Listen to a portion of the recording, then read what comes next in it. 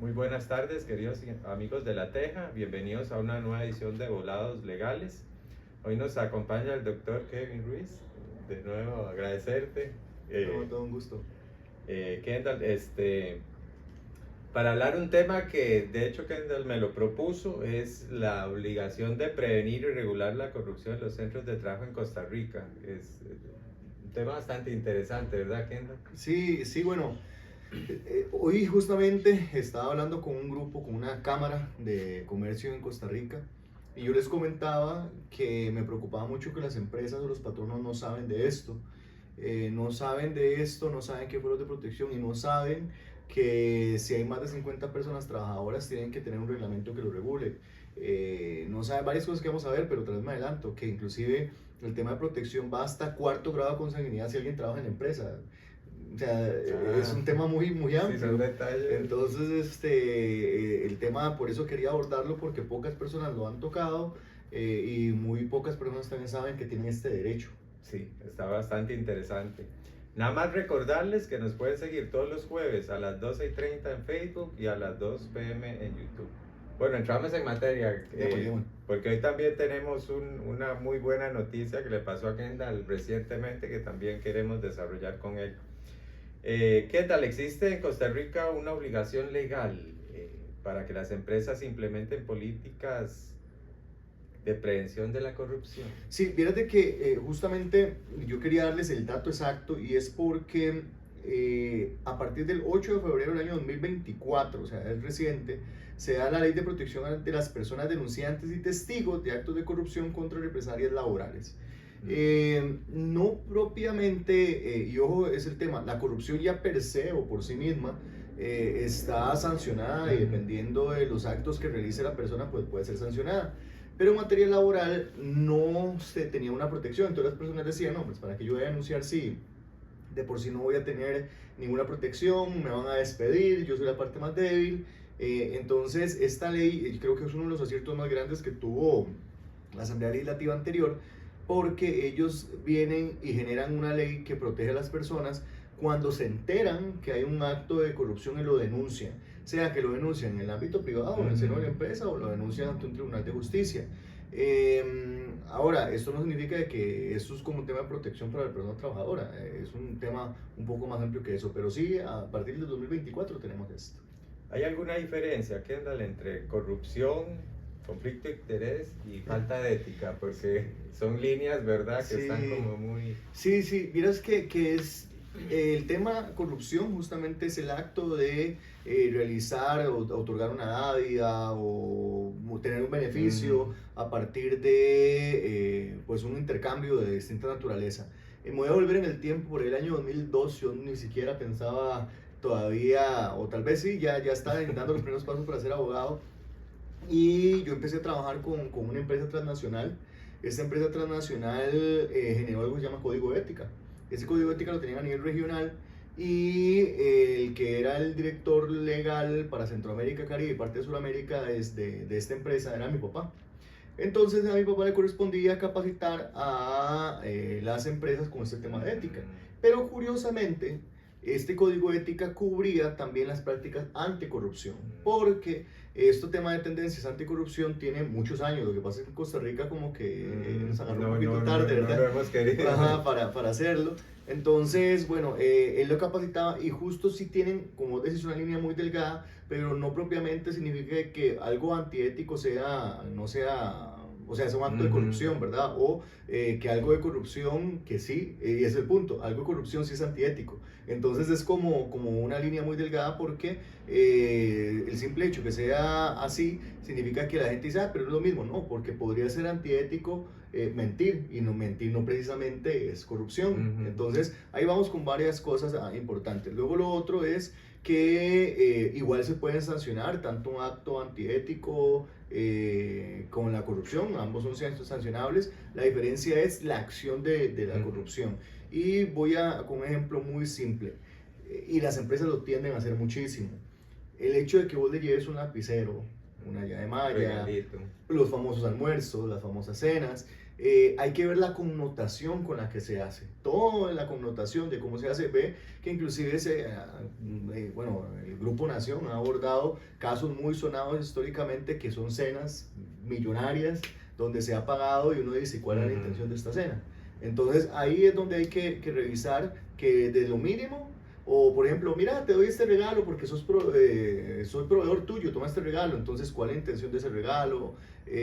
Todo ese, de hecho en inglés le llama bribery acts, que es como actos de soborno, como sobornarte para que vos ayudes con algo. Y ahí como empiezan los abuelos, nada en esta vida es gratis. Ajá, sí, exacto. Entonces, y que no hay almuerzo gratis. Sí. Entonces, ese tipo de cositas son las que hay que entender y ahí que las empresas tienen que generar regulación donde no es que no se haga, sino que con qué fin se hace, Sí. cómo se hace, cuál es el protocolo para hacerlo, cómo tiene que hacerse. O sea, todos son pequeños grandes detalles que tienen que revisarse. ¿Qué responsabilidad tienen los patronos, Kendall, para evitar que se den situaciones de corrupción dentro de la empresa? Uf, amplísima, amplísima, porque inclusive ve que te comento que el artículo 404 del Código de Trabajo fue reformado. Ese artículo lo que establece es que si a alguien que pues denuncia un acto de corrupción se le es discriminado, entonces podría ser sancionado el patrono y la persona que realiza el acto. El patrono económicamente de manera solidaria y la persona que realiza el acto podría también responder a nivel económico, podría tener implicaciones laborales. Entonces, sí, hay una obligación por ley de que el patrono regule, establezca planes. Inclusive yo sé que la ley dice lo de los 50 personas, pero la verdad es que mejor regúlelo. Sí. O sea, regúlelo porque si ya hay una ley que establece eso y hay una protección, regúlelo así como tiene que regular acoso laboral, acoso sexual por ley se tiene que regular, acoso laboral también. Bueno, ya hemos hablado de esto por acá, que ya se había aprobado una ley en la que se establecía que las empresas deberían tener regulado el acoso laboral. No hay una ley específica, pero ya hay algo general. Y esto que no es nuevo, que de hecho, reitero, ya tiene un año y medio aproximadamente y no se ha implementado. Entonces hay un deber de regular. Kendall, digamos un patrono descubre un acto de corrupción del empleado, ¿puedes pedirlo sin responsabilidad patronal? Sí, claro, ahí qué bonita pregunta, sí, esa pregunta es interesante porque ahorita estaba viendo un caso de un señor, ya iba a decir el cargo, casi le iba a llegar exacto, de un señor que lo despidieron sin responsabilidad patronal. Y lo despiden y la carta dice pérdida de confianza objetiva. La pérdida de confianza objetiva es cuando yo tengo elementos de prueba suficientes para determinar que no confío en la persona y que por tanto, como no confío en la persona, entonces esto podría ser una causal de despidos sin responsabilidad patronal. Un acto de corrupción, si yo me doy cuenta que la persona trabajadora, yo patrono me doy cuenta que la persona trabajadora realizó un acto de este tipo, yo puedo despedirlo sin responsabilidad patronal, pero yo tengo que tener prueba fehaciente de que cometió ese acto y adicionalmente la carta de despido tiene que decir con lujos y detalles qué fue lo que hizo. Esa carta que te estoy comentando que vi este gerente no dice nada de explicación o especificación de que cometió esto, nada más dice de manera general y es un gran error. Los abogados y abogadas que asesoran y hacen cartas así, porque de hecho la revisó un abogado, esta carta, terrible. Terrible porque yo le dije la carta y básicamente no le dije jamás que el caso está ganado, ni mucho menos, pero lo que le dije es, esta carta está para que usted pueda demandar. No con eso significa que va a ganar, porque hay otros elementos más, pero está para que usted demande. Sí, porque no dice con puntos y comas qué pasó, simplemente es como muy genérico. Entonces, si van a despedir y si a usted lo están despidiendo por algo de esta naturaleza, la carta, por más, y va a sonar terrible, pero por más que la persona lo haya hecho, si no están los elementos de prueba, chao, ¿verdad? Entonces no pueden despedir si no tienen los elementos de prueba como tangibles y a la mano y los tiene que indicar la carta.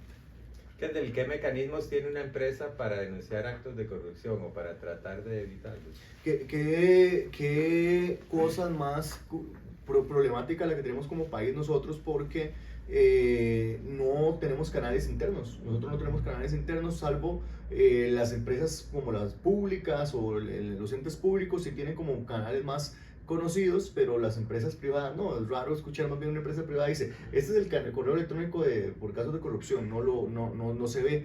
Ahora, con esta regulación sí se establece que tienen que haber canales. Tienen que estar canales claros, precisos, de cómo, cuándo, dónde denunciar, qué tiene que hacer, cómo lo tiene que hacer, a quién se tiene que dirigir, cómo se tiene que dirigir. O sea, el qué, cómo, cuándo, dónde, cómo, ya lo establece la regulación y por tanto, reitero, toda empresa y ojo, La obligación de tener regulado el procedimiento de 50 personas es porque que establece el procedimiento, reitero, no excluye a las que tienen menos de 50 personas. ¿Por qué? Porque igual el fuero de protección de avisar algo de corrupción aplica para todos. Y aplica para empresa pública o el Estado o cualquier ente público o la empresa privada. Entonces sí, tiene que haber canales para denunciar, y claramente está de más mencionar que pues, el Poder Judicial es donde se pueden recibir estas denuncias de corrupción, y entonces ya por recibidas se tiene que investigar. Un trabajador corrupto se expone a causas penales y civiles, ¿verdad? Sí, sí, a ver, si la persona trabajadora es la que ocasiona o realizó el acto de corrupción, tiene además la sanción laboral, que puede ser el despido sin responsabilidad patronal. Si es administrativo y está con el Estado, por ejemplo, puede que le limite inclusive trabajar con el Estado por cierto tiempo. También el tema penal, que va con penas privativas de libertad dependiendo de los actos de corrupción que haya hecho, ¿verdad? Entonces eso es muy variable, y de las acciones también que haya realizado, y civilmente perdiendo el prejuicio que haya realizado también podría ser que responda. Sí, es un temita que se lastra, ¿verdad? Y que a veces es importante abrirle los ojos a la gente, pero también qué importante que estemos desarrollando este tema, porque a nivel, uno se lo imagina casi que administración pública, por donde más trasciende, pero a nivel de empresa privada es como si no existiera, ¿verdad? O sea, claro, y es que ve que ya los casos sonados siempre son empresas privadas con el Estado. Entonces uno dice, bueno, entonces ¿qué está pasando con las empresas privadas? Solo el Estado. Te lo voy a poner un ejemplo muy sencillo que un día esto me pareció ver, de hecho en Grupo Nación lo había publicado como una noticia de que un señor como que le había ofrecido 10.000 colones o 20.000 colones a un oficial de tránsito. Y entonces luego le empezó a grabar, y entonces viene, él le dice, no, es que usted me estaba cobrando, y ella le dice, no, pero no me grabe, no me haga daño, no sé cuánto. Ahí tenemos dos cosas. Uno, no sé, porque no me consta, pero pongo como ejemplo, digamos que el funcionario público, si realiza la acción, eventualmente está realizando de corrupción, pero el que está ofreciendo el dinero también está realizando acto de corrupción. Entonces, como que la grave porque es un angelito, no. O sea, es que le tendí una trampa. Los dos son iguales. No, eso de la trampa es vara, ¿verdad? Entonces, es igual en las empresas, de repente, por eso es que hay que revisar esos protocolos. Y de hecho, ese estudio que les mencionaba hace un ratito, el del 2002, que yo conozco estos temas, analiza los países cómo están en nivel de corrupción, en qué nivel se encuentran. Entonces hacen el análisis en qué lugar está Dinamarca, Estados Unidos y demás, y eso coloca a los países en un lugar pues privilegiado, si están bien, para hacer negocios. Entonces como que dicen, sí, este país le da más garantías. Sí, claro. Por lo que dices que las medianas y pequeñas empresas deberían sumarse a eso, ¿verdad? Todas. O sea, el que tiene 2 trabajadores, 3, 4, 5, 6, tiene que hacerlo. Tienen que hacerlo, y reitero y meto siempre este comercial: regular acoso laboral, acoso sexual, corrupción, también prácticas discriminatorias, si quieren regularlo. Todo eso, entre más regulado esté, mejor, porque así evitan riesgos en la operativa. ¿Qué papel juega la alta dirección, ya los mandos altos, en estos temas de corrupción? Son la pieza clave de la mira, es que diría que toda la estructura, los altos mandos, pues obviamente son uno de los que están más expuestos a esto, pero toda la estructura organizacional tiene que tener controles de gobernanza, de lo que es conflicto de interés, porque lo que es conflicto de interés para vos no precisamente es conflicto de interés para mí. Entonces hay que objetivizar qué es conflicto de interés. Por ejemplo, para una empresa puede que no sea conflicto de interés que vos tengas un negocio con un familiar. Para otra empresa diga, no, sí, para mí eso es conflicto de interés. Eso va a ser muy relativo, porque tal vez la empresa es familiar y por tanto no hay problema si tenés un negocio con alguno de los familiares, o de repente con el pasar del tiempo dice, no, mira, ya eso nos puede generar un conflicto, esto no puede ser así. Entonces, todos los controles de gobernanza, yo creo que sí, las altas gerencias tienen que hacer como un punto y coma, donde tienen que decir, mira, sí, todo bien hasta acá, pero también agreguemos estos temas importantes para que yo no salga responsable, porque al final del día, si algo sale mal, a quien van a buscar son las altas gerencias, y van a también analizar si hay algo fraudulento que haya realizado. Entonces hay que tener mucho cuidado con eso. Problema si, digamos, el jefe se hace la vista gorda sabiendo que hay corrupción, ¿verdad? Ah, sí, también, claro, porque él caería prácticamente al nivel de... Y podría, no precisamente sea que haya hecho un acto de corrupción, pero sí puede llamarse administración fraudulenta, donde dejó pasar. En derecho nosotros cuando estamos en una clase que es como derechos reales, obligaciones y demás, siempre uno habla de unos conceptos que se llama obligación: hacer, no hacer, dejar de hacer. Entonces, ahí se están presentes eso. Yo tengo que hacer ciertas cosas, tengo que dejar de hacer ciertas cosas o no hacer ciertas cosas. Entonces, el no hacer puede ser una obligación. No haga esto. Entonces, todo ese tipo de cosas o esas conductas tienen que estar claramente establecidas para evitar pues, riesgos. ¿Cuáles son los errores más comunes que cometen las empresas ticas a la hora de enfrentar la corrupción de esta forma? Lo primero, no regularlo. O sea, ese es el número uno, no regularlo. Me imagino que la gran mayoría no lo tiene. Yo te garantizo, así sin mentirte, que las empresas ignoran esto que estamos hablando ahorita. Y cuando empiecen a estallar de repente, ojalá que no, porque uno desea que la corrupción no exista, pero si empiezan a estallar casos, van a decir: ¿vos qué tenías regulado acá? ¿Qué protección tenías? Bueno, el número uno. Número dos, ignorar también el tema del fuero de protección.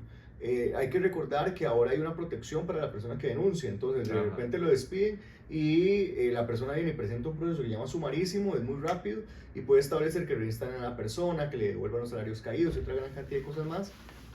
Por tanto, entonces ese es otro de los problemas.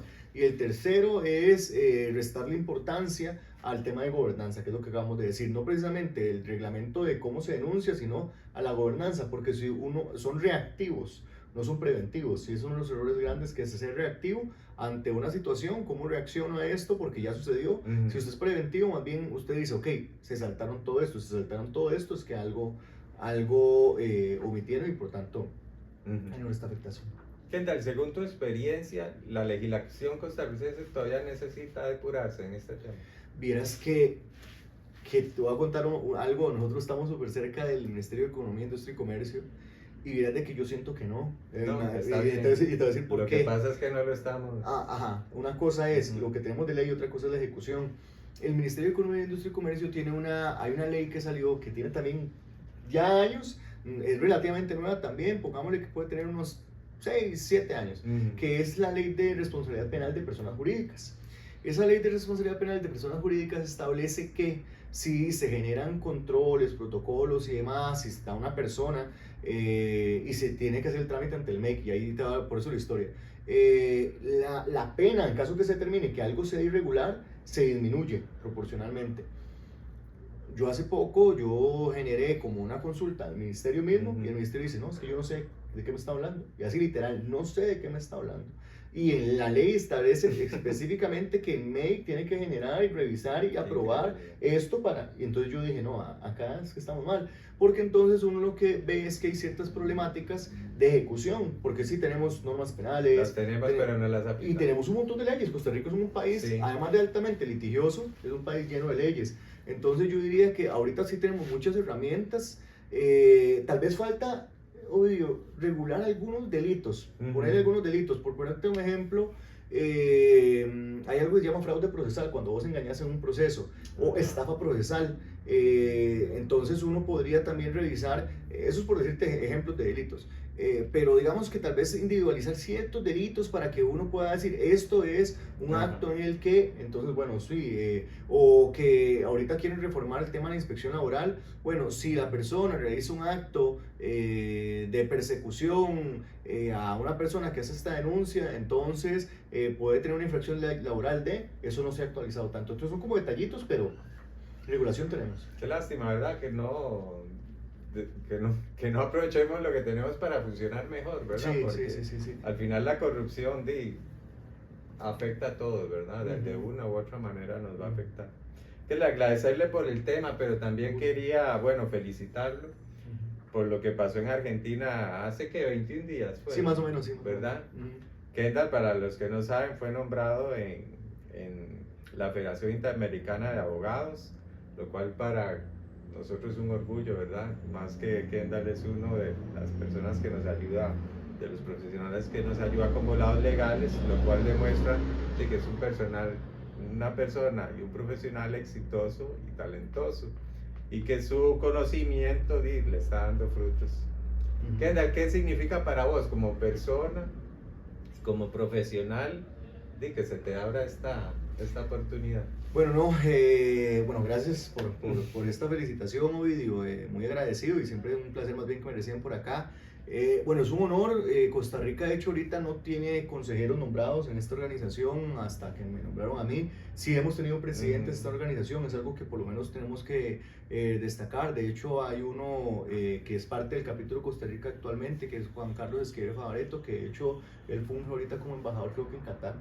Esta organización está conformada por expresidentes, ministros, Sí, viceministros, presidentes de colegios profesionales de distintos países y demás. Y bueno, es formar parte como consejero de un órgano de este tipo es un deber muy grande. Y bueno, tal vez comentarles también que en noviembre van a estar acá, van a visitar Costa Rica. Como consejero creo que fue lo primero que hice, volver a llamar a Costa Rica. El último año que se hizo un evento fue el 2019, antes de pandemia. Después de pandemia, de hecho no habíamos tenido participación. Logramos que el Colegio de Abogados y Abogadas volviera a tener participación en Argentina. Me otorgaron la representación del colegio, entonces representé al colegio y también fungí ahora, me quedé electo como consejero y ahora también levanté la mano para recibirlos en noviembre. Va a ser la tercera semana de noviembre acá y va a ser un evento internacional, entonces ahí vamos a estar. ¿Y qué función te corresponde? Sí, bueno, la función de la FIA es la defensa del Estado de Derecho y eso es algo que, bueno, sí, a nivel de Latinoamérica, a nivel de Costa Rica es algo que se tiene que ese es un reto muy fuerte. La defensa del Estado de Derecho, promover la academia, promover lo que es la democracia. Y entonces, bueno, yo siempre lo he tratado de hacer desde el ámbito profesional, a nivel informativo y demás, pero ya como consejero de la organización, entonces inclusive en este noviembre va a ser la cumbre también de colegios profesionales. Entonces van a llegar también presidentes de colegios profesionales. De hecho, hoy se emitió, justo estaba antes de iniciar la entrevista, la presidenta de la organización mandó el acuerdo, la resolución que van a abordar la inteligencia artificial para los abogados. Entonces, ve que temas muy interesantes porque es cómo los abogados tienen que ser responsables ante el uso de la inteligencia artificial, cómo los colegios profesionales tienen que actuar ante el uso de la IA. Bueno, hace unos días que se dio el incidente, esta persona que se bajó del vehículo y aparentemente golpeó a una mujer y a una persona que... Y le hicieron la imagen con inteligencia artificial. Y entonces la gente decía, es tal persona, y sin mentirles, a mí me han escrito como 4 o 5 personas diciéndome, vieras que me están difamando porque están poniendo mi cara. Y entonces el uso de inteligencia artificial está siendo muy volátil, sí, y está generando mucha afectación, y entonces ese tipo de cosas es lo que está viendo esta organización, que está creciendo. Bueno, así, tiene 80 años la organización. Sí, nació en Washington y está en distintos países. Ahorita la presidenta es María Alejandra Pasquet de Argentina y bueno, eso es muy bonito porque el consejo está liderado por mujeres. Y eso a mí me llena mucho porque yo soy de la tendencia de pensar que las mujeres lideran y lideran muy bien y que tienen que abrirse espacios. Y la FIA no puede ser la FIA o la Inter-American Bar Association o la Federación Interamericana de Abogados no puede ser la excepción con esto. Qué bueno. El papel es bastante... Sí, es pesado. Es como justicieros ante sobre todo los ataques a las democracias que se están viviendo en Latinoamérica tan fuertes. Sí. Y vieras que no es tan fácil llegar a ser consejero, sí. No es un tema como que porque vos sos, sino que tenés que tener una participación activa. Hay congresos, tenés que ir a los congresos, tenés que participar como conferencista, tenés que haber apoyado en la parte académica, en la parte operativa. O sea, es algo que es te toca a vos. No, es a pulso. Sí. ¿Qué significa para Costa Rica, Kendall, que un abogado costarricense sea designado para ocupar un puesto de estos tan importante? Vieras que, qué bonita pregunta, porque yo siempre he dicho esta frase que Costa Rica es muy pequeño como país, pero muy grande a nivel de cultura jurídica, y volver a poner a Costa Rica en el foco de distintas personas que son preponderantes y una organización es muy bonito, porque al final del día Costa Rica requiere eso, requiere que hayan personas que vuelvan a ver a Costa Rica lo que está haciendo bien, lo que está haciendo mal, y lo que está haciendo mal si se puede corregir, entonces que se corrija. Yo creo que Costa Rica indistintamente, como yo lo he mencionado por acá en el foro, yo soy partidario, hay cosas que ha acertado muy bien, hay cosas que no ha acertado, y entonces hay que agarrar lo que no ha acertado y mejorarlo, y lo que ha acertado mantenerlo o mejorarlo todavía aún más. Y ahí es donde los abogados y abogadas, que somos como una profesión de las más antiguas en todos los tiempos, tenemos tanto valor. Hemos tenido presidentes que son abogados, diputados que son abogados, entonces es una profesión que por el conocimiento de la normativa pues aporta muchísimo. Entonces la federación pues no es la excepción. ¿Y qué temas te interesaría tocar o desarrollar, meterle fuerza? Vieras que los temas que están queriendo, de hecho el seminario que va a ser en noviembre tiene un término que la presidenta María Alejandra Vázquez mencionó, que es la internacionalización del derecho. Y uno dice, ¿cómo? ¿Qué es eso? Eso es que lo bueno que está haciendo un país que se pueda aplicar o tropicalizar, como decimos nosotros, sí, a Costa Rica. Replicarlo, tropicalizarlo, customizarlo, como quiera, a Costa Rica. Y eso es lo que se quiere. Inclusive yo les estaba comentando algo que hacía en Costa Rica y en Argentina decían, ¡ay, qué bueno esto!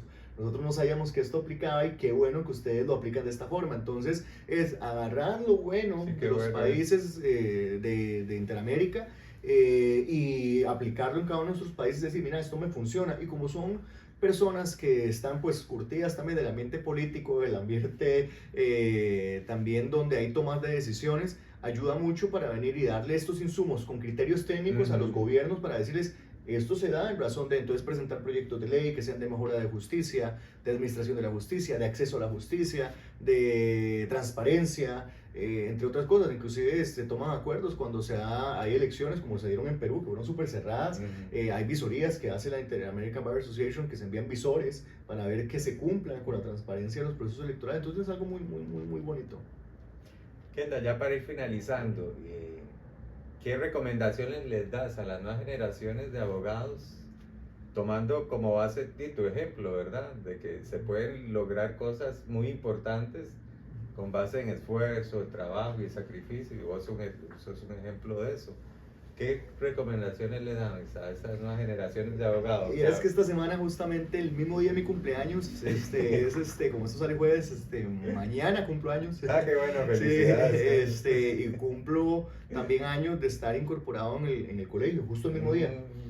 Y yo lo que puedo decir es que siempre trabajen de la manera más objetiva posible, de la manera más transparente posible y sin hacerle daño a nadie. Yo siempre he pensado que uno está para dejar huellas, no cicatrices, ¿verdad? Entonces, cuando yo he tratado de trabajar, siempre he procurado hacerlo de la mejor manera posible, dejando como esas huellas. No siempre, y es algo que tiene que tener clara la gente, no siempre le va a sacar bien a todo el mundo, porque tenés sinergias con las personas, o sea, de repente puede que no, pero si vos te esforzás en vos, no competís contra las otras personas, contra vos mismo, de ser mejor que ayer, yo creo que ya ganaste, y yo si algo tengo que agradecerle, por ejemplo, a mis papás, a mi familia, es eso, que el apoyo que siempre me han dado es de ir adelante, no estar comparándome, sino que ver yo cómo puedo mejorar. Sí, ser uno mismo. Y sí, que yo puedo tomar, que mira, qué bueno lo que está haciendo esta persona, pero no verlo con envidia, sino decir, ¿qué estará haciendo para que le vaya bien? No, oye, ¿cómo logra eso? No, ¿qué están haciendo? Sí, que eso es lo que más perjudica a la sociedad, la envidia y estar compitiendo a veces. Sí, ¿qué están haciendo? Mira, qué bonito eso que está haciendo. Entonces uno como que quita esas cosas negativas. Y a mí me gusta mucho eso, ver qué está haciendo las personas. Más yo le pregunto, mira, y a veces no les pregunto, simplemente soy como un observador y digo yo, mira, qué bonito esto, de esta manera como lo está haciendo, porque a veces como que la gente como que le incomoda. ¿Y qué hace usted para hacer eso? ¿No? Y trabajar. Pero no, más que todo eso es lo que mencionaría. Perfecto, de verdad agradecerle, felicitarle una vez más, porque esas noticias son las que a mí en lo personal me alegra mucho, con gente que estimo y le he tomado afecto, porque Kendall es uno de los que siempre está al pie del cañón con nosotros. De verdad, felicitarlo y bendecirlo, que esto que sea solo un paso más a muchos éxitos, y de verdad muy honrado de que tener a un abogado tan capaz con nosotros, dándonos estas asesorías legales. Todo un placer, todo un gusto. A ustedes muchas gracias y nos vemos la próxima semana. Que Dios los bendiga.